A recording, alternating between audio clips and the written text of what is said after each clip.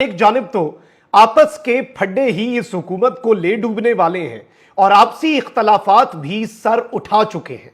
एक जानिब तो शहबाज शरीफ को घर से ही खतरा है, तो वहीं दूसरी जानिब निगरानों के साथ भी इस हुकूमत का जो फड्डा है वो इनके गले पड़ने जा रहा है। लेकिन इस सब के अंदर इमरान खान ने भी सुकून से ना बैठने का फैसला कर लिया है और इस सब के अंदर आज बरोज हफ्ता इमरान खान साहब की पॉलिटिकल स्ट्रैटेजी काम दिखा गई है और पाकिस्तान तहरीक इंसाफ ने छक्का जो लगाया है वो ग्राउंड से नहीं बल्कि स्टेडियम से बाहर गया है, क्योंकि लाहौर से आज नाकाबिले यकीन खबर आई है। आले शरीफ के घर में घुसकर पहला कामयाब वार किया है इमरान खान ने, पाकिस्तान तहरीक इंसाफ ने, और कारी जरब लगाई है। और जाहिर बात है इस खबर को पाकिस्तान का मीडिया नहीं चला रहा। और रिसेंटली आपको यह भी पता होना चाहिए कि honourable chief of the army staff general Asim Munir ने एक स्टेटमेंट दी। यह स्टेटमेंट उन्होंने पाकिस्तान एयरफोर्स के जो कैडेट्स हैं उनकी पासिंग आउट परेड से खिताब करते हुए दी और उन्होंने कहा कि हमें अपनी आईनी जिम्मेदारियों का, अपनी आईनी जो ऑब्लिगेशंस हैं उनका इदराक है, लेकिन बाकियों को भी इसका इदराक होना चाहिए। और आर्टिकल 19A पर उन्होंने बात की, आर्टिकल जो आपको फ्रीडम ऑफ एक्सप्रेशन, आज़ादी इजहार राय देता है, उसके ऊपर आपको यह पता है कि मौलाना फजल रहमान साहब ने जो स्टेटमेंट्स दी वो भी हमारे सामने है। अपोजिशन ने उसे किस तरह से एक तरह आप कह लें कि उस पर जो रद्द अमल दिया, लेकिन आज का जो रद्द अमल है वो बहुत इंपॉर्टेंट है, क्योंकि आले शरीफ के घर में उनके, जिसे वो किला कहते हैं, ऑल्दो अब वो किला तो नहीं रहा, बस फॉर्म 47 के तहत ही वो उनका किला है, लेकिन उसमें घुसकर आज जंग बड़ों से ही छेड़ी है, जंग नीचे वालों से नहीं छेड़ी। तो ये सारी डिटेल्स आपके सामने रखना बहुत जरूरी है। अगर अभी तक आपने इस वीडियो को लाइक नहीं किया तो डू लाइक दिस वीडियो, क्योंकि हमारे चैनल्स को किया जाता है रिपोर्ट ताकि हमारी आवाज ज्यादा लोगों तक ना पहुंच सके। यह असर आप जाहिर कर सकते हैं इस वीडियो को लाइक करके और ज्यादा से ज्यादा कॉमेंट्स करके। अब जरा खबरों पर आते हैं। एक बड़ी डेवलपमेंट तो यह है कि सुप्रीम कोर्ट ने सिविलियंस की फौजी अदालतों में ट्रायल के मामले पर सुप्रीम कोर्ट जो है उसने 24 अप्रैल की समाअत का तहरीरी हुक्मनामा जारी कर दिया है। हुक्मनामा आज जारी हुआ है। हुक्मनामे में कहा गया है कि समाअत के आगाज पर अटॉर्नी जनरल की जानिब से 20 रिहा होने वाले अफराद की फहरिस्त जो है वो जमा करवाई गई। तमाम वकला ने अदालत से अटॉर्नी जनरल को 20 अफराद के फैसले तलब करने की इस्तदा की। अटॉर्नी जनरल 20 अफराद के मुकदमात में किए गए फैसलों को सुप्रीम कोर्ट में जमा करवाएं। हुक्मनामे में मजीद कहा गया कि दरखास्त गुजार के वकील ख्वाजा अहमद हुसैन ने बेंच पर एतराजात उठाते हुए गुज़श्ता समाअत के हुक्मनामे का हवाला दिया। सलमान अकरम राजा और एतजाज अहसन की जानिब से भी लार्जर बेंच तश्कील देने पर दलाइल दिए गए। मुअज़्ज़ज़ वकला से इस्तफसार किया गया कि वो लार्जर बेंच पर फैसला चाहते हैं। हुक्मनामे के मुताबिक वकला ने गुजारिशात कमेटी के सामने रखने का मौक़िफ़ अपनाया। फरीक़ैन की वकला की इस्तदा को मुनासिब समझते हुए मामला कमेटी के सामने रखना मुनासिब समझते हैं। लार्जर बेंच के मामले पर वकला की गुजारिशात का कमेटी फैसला करेगी।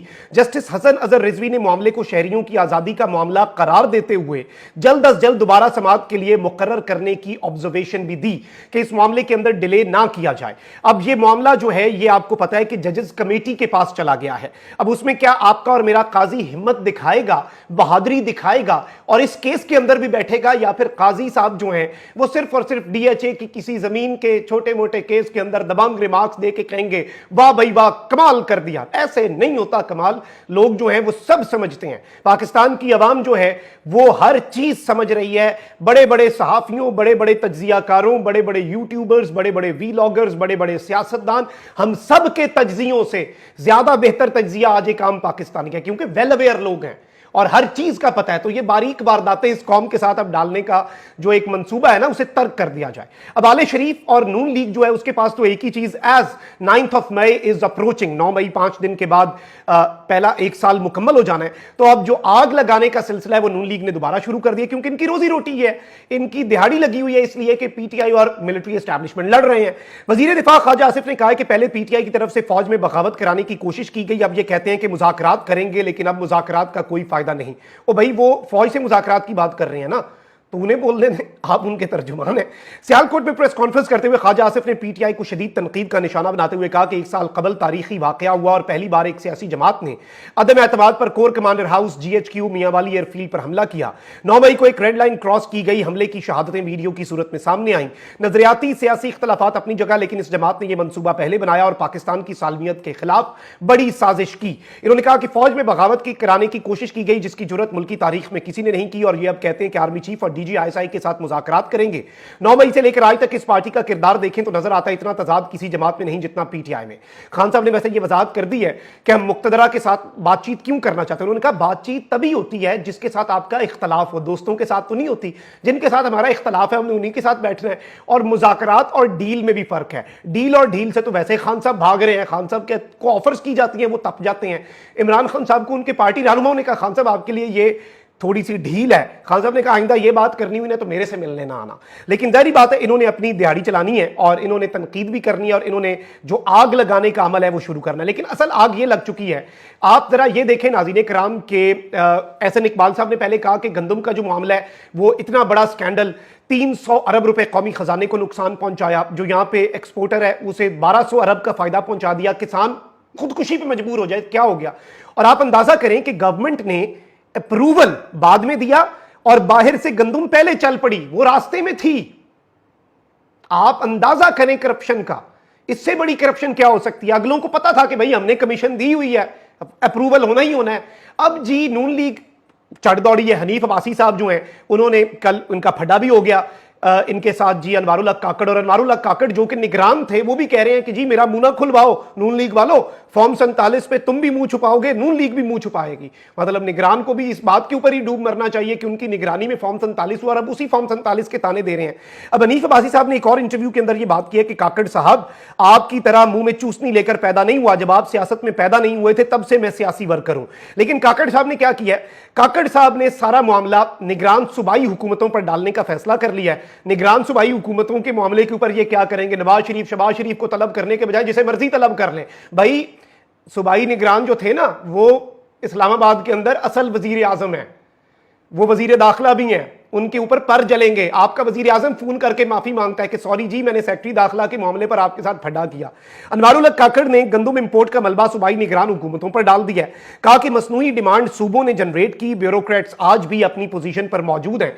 यानी नून लीग निगरान हुकूमत पे चढ़ दौड़ी है, निगरान जो है वो सूबाई निगरान पे चढ़ दौड़ा है। सूबाई निगरान इस लड़ाई का कम से कम ये है कि इसमें करप्शन भी मजीद सामने आएगी, जिसने कमीशन खाई वो भी सामने आएगा। और मजीद ये जैसे ये बड़ी कमजोर सी इमारत है ना, तो ये मुनहदिम जो है उसके अंदर एक कम से कम उसे मुनहदिम करने में एक जो जर्ब है वो ये गंदम स्कैंडल भी इनका लगाएगा। क्योंकि अब अगर ये एक्शन नहीं लेते निगरानों के खिलाफ और किसान का पुरसाने हाल नहीं बनते तो अवाम के अंदर ये जीरो। निगरानों पे बात करते हैं तो निगरानों के पीछे जो हैं वो इन्हें कहेंगे ऐसी कि तैसी निगरानों ने हमारा इतना काम किया, तुम कौन होते हो निगरानों पे उंगली उठाने वाले। तो अंदर खाते मेस जो है वो क्रिएट होगा, खिचड़ी पकेगी। अच्छा भाई दूसरी जानिब पाकिस्तान तहरीक इंसाफ की मरकजी लीडरशिप पहुंची है लाहौर। 2-3 उन्होंने बड़े अच्छे काम भी किए हैं। एक तो ये कि उन्होंने जितने असीरान हैं उनकी फैमिली से मुलाकात की। असद कैसर साहब का मैं ट्वीट देख रहा था कि साबिक रुकन कौमी असम्बली मोहतरमा आलिया हमजा के अहले खाना से मुलाकात की। मुश्किल की इस घड़ी में पार्टी के कारकुनान और उनके अहले खाना के शाना बशाना खड़े हैं। नजरियाती कारकुनान पार्टी का असल सरमाया है, उनकी कुर्बानियां रायगा नहीं जाएंगी। इसके साथ ही साथ इन्होंने और PTI के वक्त ने मुलाकात की सनम जावेद के वालिद और शौहर से। इमरान खान और पार्टी रहनुमा मुश्किल की इस घड़ी में पार्टी के तमाम बेगुनाह असीरान और उनके अहले खाना के साथ खड़े थे, खड़े हैं और खड़े रहेंगे। ये एक बड़ा क्लियर कैटेगोरिक मैसेज जो है वो भी कम्युनिकेट किया।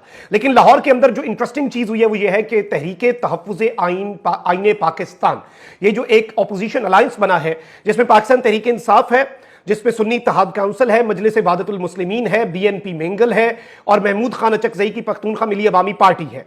और इसके साथ साथ जमात इस्लामी भी है। अब जमात इस्लामी के नए अमीर आपको पता है कि हाफिज नईमुर रहमान साहब हैं। कराची के अंदर बड़ा उन्होंने क्रिएट की वहां पर इन्वायरमेंट और बड़े हाई मॉरल ग्राउंड्स का भी उन्होंने वहां पे मुजाहिरा किया जब उन्होंने कहा कि ये सीट हमारी है ही नहीं, ये PTI को वापस कर दी जाए। बड़ी हिम्मत चाहिए होती है, आला इक़्तिदार चाहिए होते हैं।